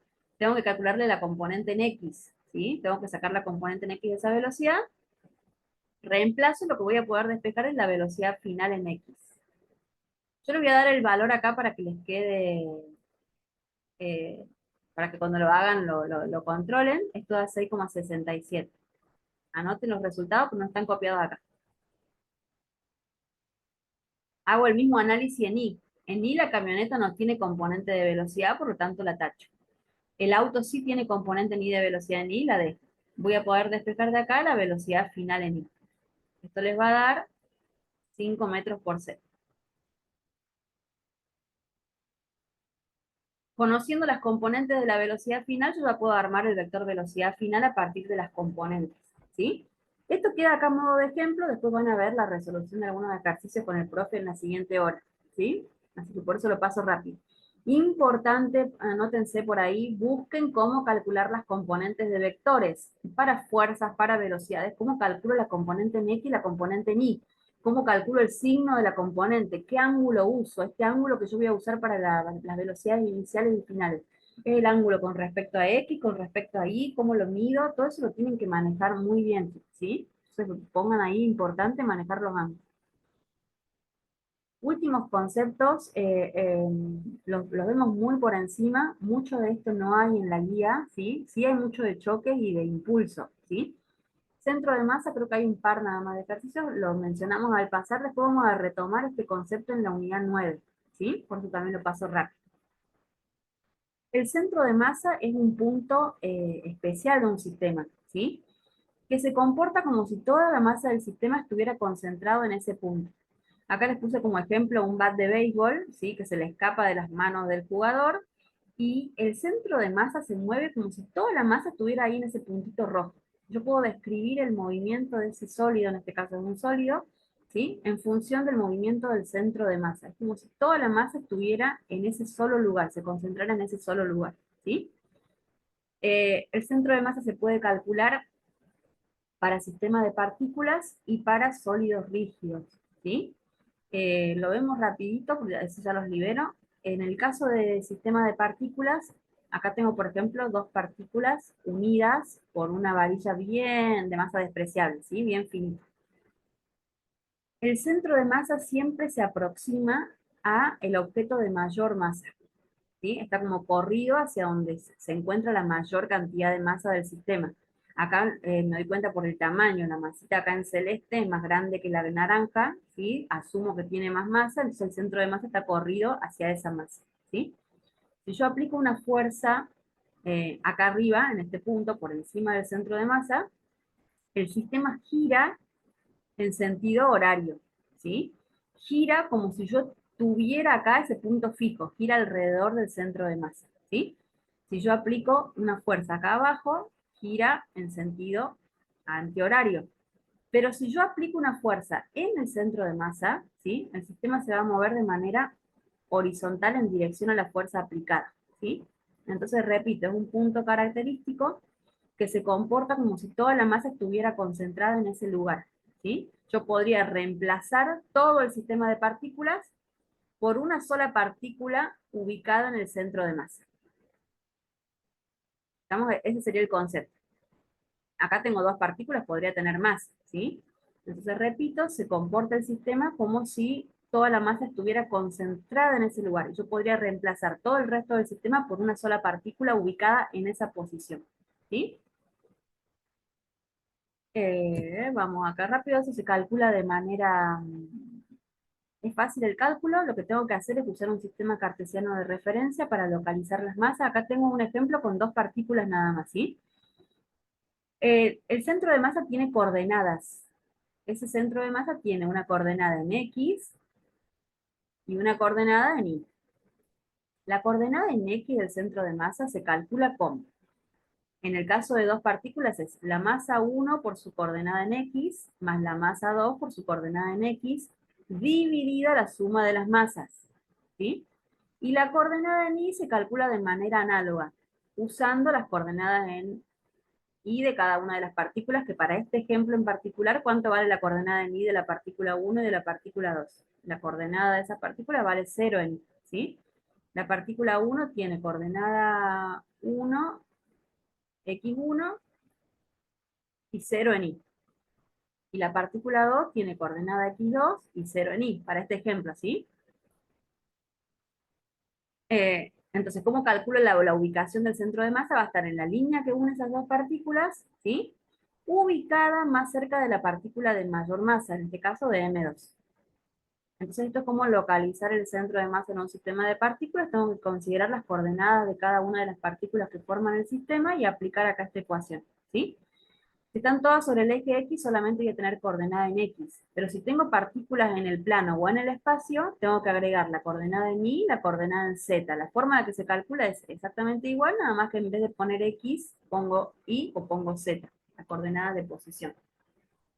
Esto, repito, lo paso rápido, no tienen mucho en la guía, si lo retomamos de nuevo en la unidad 9. Cálculo de centro de masa, tendré que preguntarle al profe si entra en el parcial. Yo como concepto no lo voy a tomar ahora, sí lo voy a retomar en la unidad 9, que ahí sí va a ser importante, ¿sí? O sea, va a tomar otro significado. Lo vemos ahora, pero después lo vamos a retomar este concepto. Entonces yo les había contado que puedo tener un sistema de partículas. Sistema de partículas son masas puntuales, ¿sí? Este es un sistema formado por dos partículas, ¿sí? Podría tener más.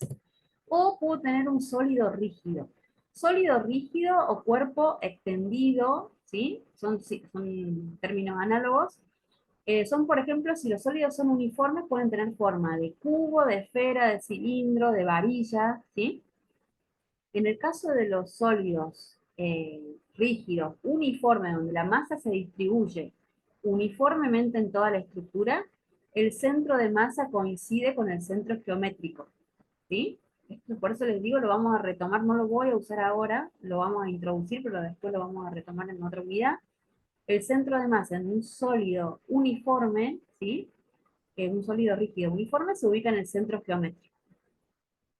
Si el sólido tiene un eje de simetría, ¿qué quiere decir eje de simetría? Que si yo lo corto, ¿sí? Tengo lo mismo de los dos lados de ese eje. ¿Sí? Yo lo puedo visualizar como si fuera un espejo. Tengo exactamente lo mismo de este lado que de este lado. Si el sólido tiene un eje de simetría, el centro de masa se va a encontrar seguramente sobre ese eje. Y no necesariamente tiene que estar sobre el sólido. En el caso, acá dice rosquilla, ¿sí? En el caso de un sólido con forma de rosquilla, fíjense que el centro de masa ahí en color negro está ubicado dentro del agujero, no está dentro del sólido, ¿sí? ¿Qué voy a retomar de esto? El concepto de centro de gravedad. Es por lo que vamos a trabajar después más adelante. El centro de gravedad se relaciona con el centro de masa, ¿sí? ¿Cuándo van a ser iguales? Cuando G sea constante en todo el sólido. O sea, acuérdense ustedes que estos sólidos tienen una masa, ¿sí? Están bajo la acción de una fuerza peso. Esa fuerza peso es igual a M por G, ¿sí? Y ese valor de G, acá atiéndanme, es lo último y ya los dejo, ya los libero. Ese valor de G es constante. Ojo con lo que responde. Cuando yo calculo el peso es M por G, ese valor de G es constante. Me tienen como miedo de responder. La La respuesta, gravedad es constante. la gravedad, el valor No. de la aceleración de la gravedad no es constante. Depende de la elevación, ¿sí? O de la posición dentro del campo gravitacional, ¿sí? Yo lo puedo aproximar a 9,8 metros por segundo cuadrado, pero no es constante, ¿sí? Lo que me dice acá, que si la gravedad es constante o es prácticamente constante sobre el sólido, sobre la distribución de masa, el centro de gravedad coincide con el centro de masa. ¿Cuándo yo puedo considerar constante G? Cuando no estoy en altura significativamente distinta, en un sólido de un tamaño normal, ¿sí? La fuerza peso está aplicada sobre cada una de las infinitas partículas que forman ese sólido, ¿sí? Cada una de esas partículas, yo le puedo calcular el peso igual a m por g, la masa infinitesimal de cada partícula por g, ¿sí? Si se supone que yo no tengo un sólido limitado, que no es muy alto, el valor de g lo puedo considerar constante, ¿sí? Y en ese caso el centro de gravedad coincide con el centro de masa. Nosotros el concepto con el que vamos a trabajar mucho en una de las unidades que siguen es el centro de gravedad, ¿sí? Bien, no, me dicen la hora, por favor, de nuevo, así salgo de acá. Ya estamos en hora, ¿o no? Las 11. Ya estamos en hora. Bien, el resto, como para que lo lean, yo les dije que acá, todo lo que es centro de masa, el profe probablemente, no sé si lo irá a hacer ejercicios, hay un par muy poquitos en la guía para el cálculo de centro de masa en un sistema de partículas. Lo dejamos hasta acá, lo vamos a retomar el concepto en unidades posteriores, ¿sí? No los quiero demorar mucho porque ya tienen un pequeño recredito y ya entran con el profe en la siguiente parte. Preguntan algo en el chat, profe, por si acaso. Ahí me voy a poner a leer. Denme un segundo, detengo.